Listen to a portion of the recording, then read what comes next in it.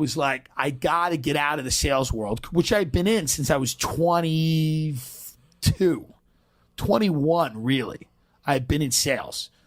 And then I left it when I was like 28. I just on and off, just mortgages and then copiers. I've always been in sales. And then the only job, I saw guys like on a tour bus and they were just yelling at tourists on a bus that was going through Times Square. And I was like, well, that guy can't have a boss. There can't be any background check to do that job. These tour guides in New York, they were lunatics, these people, you know. One woman, I swear to God, would just go on and talk about a knee operation. And the people in there were trying to learn about the Empire State Building. She would say, she would hear it. She'd go, I've had 9 operations on the same foot. But people would tip her at the end. It was like, it's, you know, she was an animal, but people felt bad for her. So they fill the tip cup up at the end. So I was like, oh, these people are also in their own way con artists, degenerates, marginalized figures from society. You know, some of them thought they were historians. Some of them, you know, they were all full of shit. You know, these guys, they barely knew anything. I was just like, I'll go up there and my whole goal was like, I'll make everybody laugh. So I would, you know, pass a building and be like, what the fuck's going on in there? You know, I'm like, you know, I was like, you know. What were you making doing that? $15 an hour. 15 an hour, but checks, so that's bad. 40-hour work weeks, I never left with a check over $350. Okay? But cash tips every day of either no money when I was lazy and didn't want to give the tour, and a Russian woman punched me in the stomach once.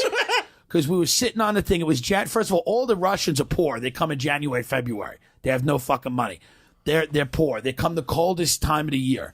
And then you'd have to do a tour for one Russian couple.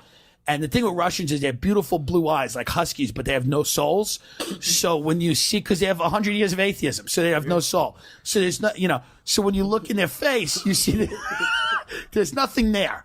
So I just sat on the bus, and this Russian woman said to me, she goes, you give tour, you fat fuck. I said, listen to the automated tour.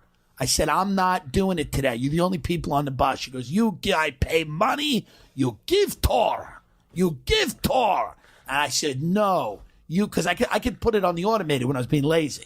And the automated would be like, and the automated was supposed to be hooked up with a GPS, but it was never where it should be. So we'd be by Central Park, and they'd be like, you are seeing the 9/11 memorial. And everybody would look out, like, where's 9/11? You know, they had no idea because the GPS. These companies don't care because these buses, there's no repeat business. Right. You just, you bang them. Bill Burr has a great thing where he talks about the guys who sell tickets to these buses. They're all Africans and Haitians, and they all have deep machete scars in their faces.